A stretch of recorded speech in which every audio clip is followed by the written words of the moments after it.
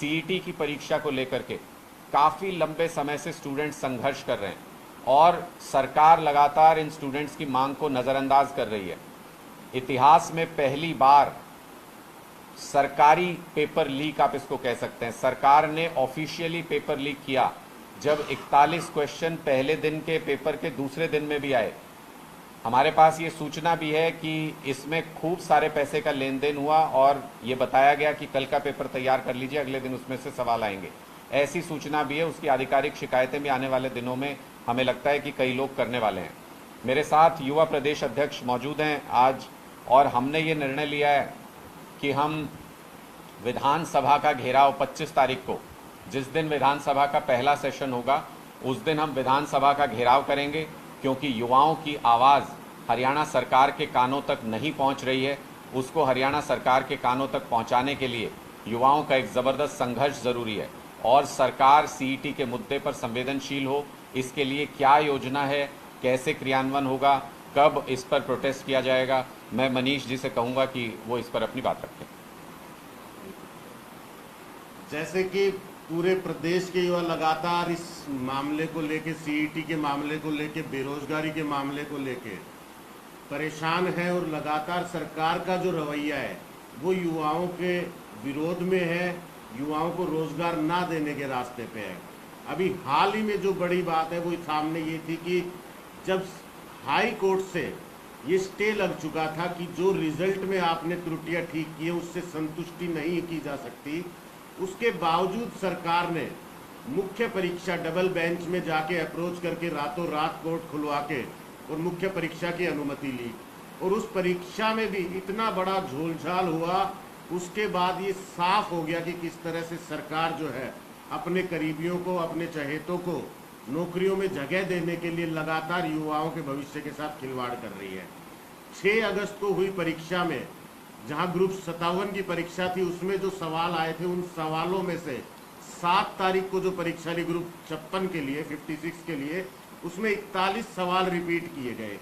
और जैसे ही ये सामने आया, पूरे प्रदेश के युवाओं ने जगह जगह पे प्रदर्शन भी किया, इसके खिलाफ मांग भी उठाई कि इस पेपर को रद्द किया जाए, दोनों पेपर को रद्द कर दिया जाए, और जो एजेंसी इसको बना रही है उस एजेंसी को ब्लैकलिस्ट किया जाए, एफआईआर कराई जाए। साथ में एचएसएससी को बर्खास्त किया जाए, जो लगातार विफल रही है युवाओं के लिए परीक्षा कराने में, रोजगार उपलब्ध कराने में। इसके साथ साथ इसकी जांच हो, न्यायिक जांच हो। ये सब मांगे सरकार के सामने रखी गई। अब तक किसी प्रकार का कोई भी संतोषजनक जवाब या कोई भी कार्यवाही सरकार की तरफ से नहीं की गई है।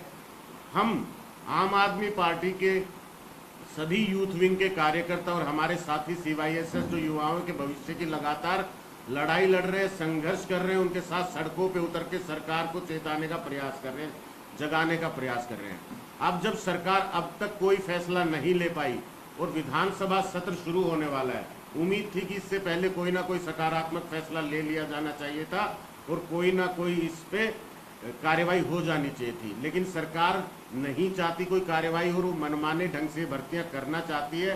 तो इसके विरोध में 25 तारीख को हम लोग पूरी आम आदमी पार्टी की यूथ विंग और साथ में हमारे सीवाईएसएस की विंग मिलके विधानसभा का घेराव करेंगे और कोशिश करेंगे कि सरकार इस मसले को सुने और विधानसभा में इसकी गूंज उठे और युवाओं का भविष्य सुरक्षित हो सके। इसके साथ ही जो हम जानते हैं कि महिलाओं की सुरक्षा को लेकर के भी सरकार गंभीर नहीं है, तो कई सारे मुद्दे इस बार जब विधानसभा का सेशन होगा तो हम उम्मीद करते हैं कि जो विपक्ष में विधायक हैं, क्योंकि विपक्ष अपनी भूमिका सही से नहीं निभा रहा है, इसलिए सरकार निरंकुश हो गई है।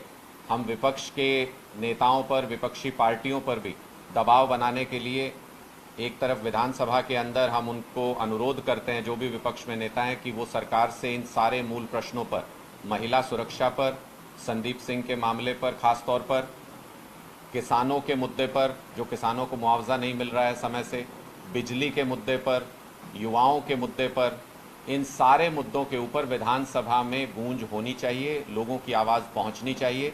विधानसभा के अंदर हम विपक्षी विधायकों से अनुरोध करते हैं वो इन मुद्दों को उठाएं, और विधानसभा के बाहर आम आदमी पार्टी ये सुनिश्चित करेगी कि चंडीगढ़ की सड़कों पर इन सारे मुद्दों की गूंज सुनाई दे, ताकि सत्ता के गलियारों तक आम आदमी की आवाज़ पहुंच सके। संदीप सिंह के मुद्दे पर खासतौर पर हम चंडीगढ़ प्रशासन को एक लास्ट अल्टीमेटम देने के लिए हम लिख रहे हैं चंडीगढ़ प्रशासन को कि वो जल्दी से जल्दी चार्जशीट फाइल करें। अगर वो चार्जशीट फाइल नहीं करते हैं तय समय सीमा के अंदर, तो आने वाले दिनों में चंडीगढ़ में हम इस मुद्दे को लेकर भी अनशन पर बैठेंगे। आपके कोई सवाल हैं तो आप पूछ सकते हैं। देखिए, सीईटी में बहुत स्पष्ट है। एक तो ये जो 41 क्वेश्चन रिपीट हुए, ये सरासर आधिकारिक तौर पर पेपर का लीक किया जाना है, इसमें अब कोई संदेह नहीं है। और हमको ये भी सूचना है, बहुत लोगों ने हमको ये बताया है कि 20-20 लाख रुपए लेके 15-15 लाख रुपए लेकर के ये कहा गया कि लिमिटेड लोगों को ये सूचना दी गई कि आप कल का पेपर तैयार करके चले जाइए, उसमें से 40 क्वेश्चन आ रहे हैं। ऐसी स्थिति में ये पेपर कैंसिल होना चाहिए था, ये एजेंसी ब्लैकलिस्ट होनी चाहिए थी और युवाओं के भविष्य के साथ खिलवाड़ नहीं होना चाहिए था।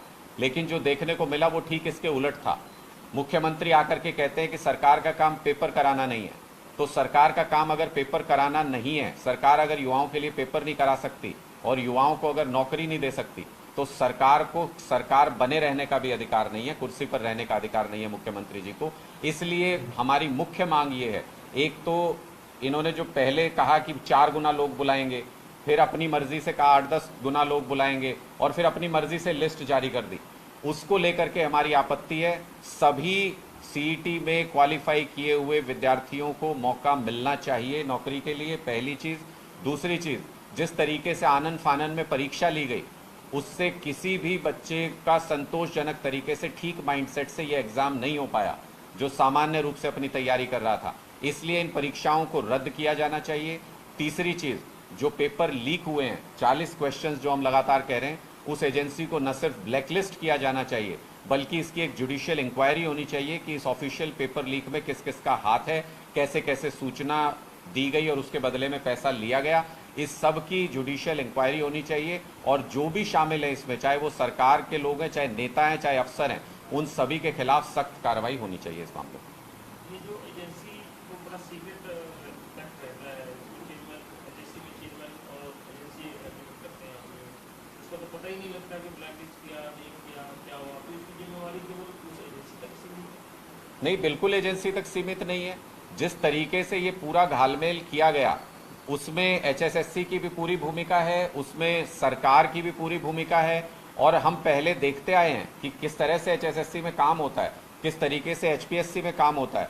हम पहले से देखते आए हैं कि पैसे का कैसे आदान प्रदान होता है। खुलेआम केसेस आए, पहले भी ऐसे आरोप लगते रहे कि पैसा लेकर के नौकरियां दी जा रही हैं, भर्ती की जा रही है।